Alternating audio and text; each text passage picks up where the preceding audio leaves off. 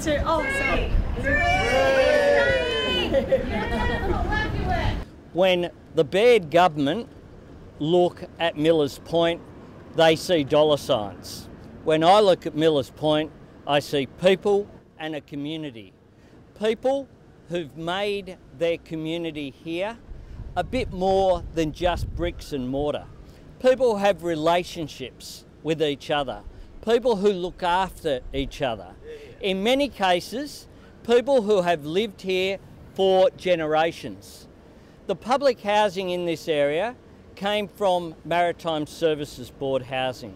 They are people who worked on the wharves or worked on the ferries and worked in the local community.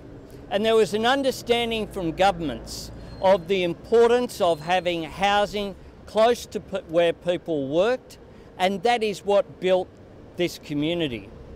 You can't simply disrupt a community such as this without having a huge cost. And what we have with the report done by SGS Economics and Planning is a report that says not only is there a devastating impact on people here who've been treated with no respect and not allowed for any dignity, but there's also an economic cost to the City of Sydney and to the state of New South Wales. Successful cities are cities that are inclusive. They're cities in which you can't determine a person's income by looking just at their postcode. Here in the city, we need a workforce. We need people who provide those jobs such as cleaning, childcare and other service industries that simply can't afford to buy their own home in places like Millers Point. We need affordable housing. We need a social mix. That's good, not just for the individuals, but importantly, what this report shows is that there is an economic cost, and it makes no sense whatsoever to move all the lower income people out of this community and have a community that loses its diversity and loses its sense of community. And that's why the state government needs to take heed of this report. The report says that for housing such as the Sirius building, purpose-built social housing, there is an absolute need for it to be maintained. It also says there's a case for some of the houses that might require extraordinarily high levels of maintenance to be sold, but for that investment to be put back into the purchase of appropriate social housing in this community. That is what is important. The community here aren't inflexible. The community here aren't dogmatic. They're just real people who are part of a real community. And they're being dismissed by the government with a minister who's the second minister who refuses to come down and talk to the local community here about their concerns. If the logic that the state government puts forward about Millers Point is extended, then there'll be no social housing in the Glebe estate, none in Woolloomooloo, none in Redfern Waterloo, none in the lower North Shore of Sydney. We'll see a Sydney that is not an inclusive city and therefore is less productive and less successful. All the overseas experience shows that if you have enclaves of advantage and disadvantage, the city functions less well and the city's and the nation's economy falters. That's why the government needs to take a good look at this report and provide the community here with a bit of certainty in the lead up to Christmas. Back off this ongoing sale that's being done in secret. You know a government's doing the wrong thing when it's ashamed of its own actions.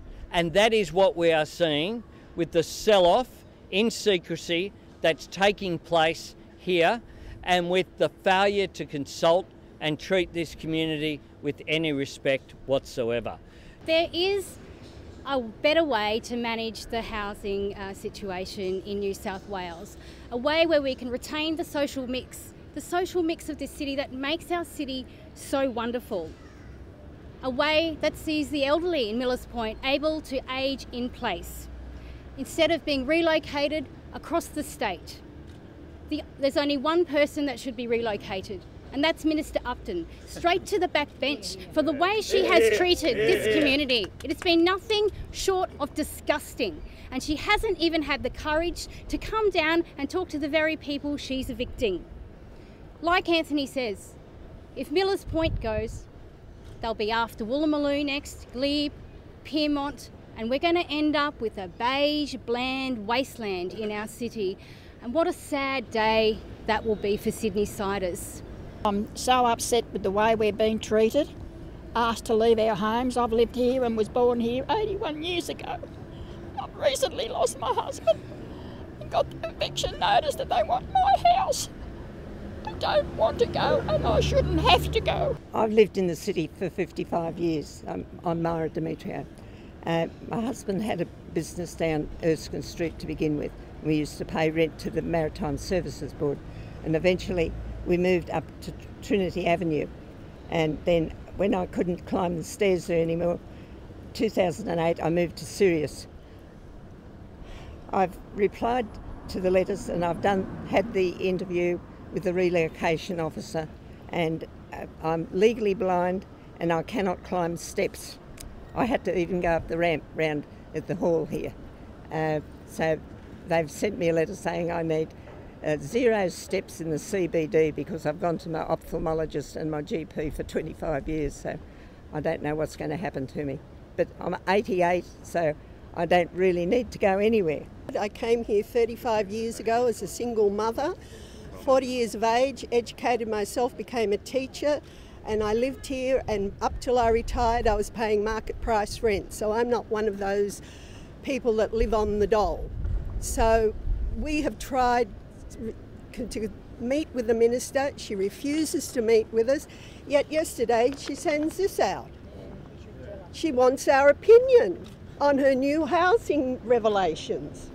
So this is a woman that refuses to meet with us but wants our opinion. So, you know, I don't think they're very bright people, because on the bottom of it they've written, if you have difficulties understanding English, please contact the translating service.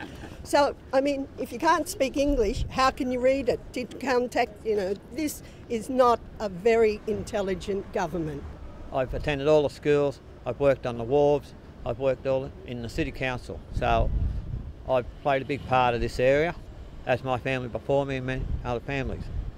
My only existence here today is for these people that have just spoken, because they are, to me, family.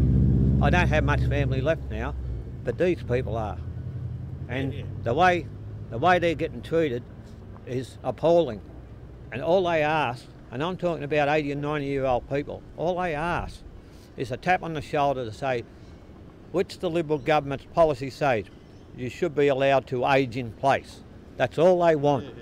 And then we will fight on for the empty places to be filled, whether it be affordable housing, whether it be the 59,000 on the waiting list, or whether it's the homeless. There are plenty of properties around here that suits this purpose, and it's a crying shame, and I'm ashamed to be an Australian when they allow this to happen to their most vulnerable people. So this government, this state government, should get off its arse, come down here and talk to us, and let's work something out.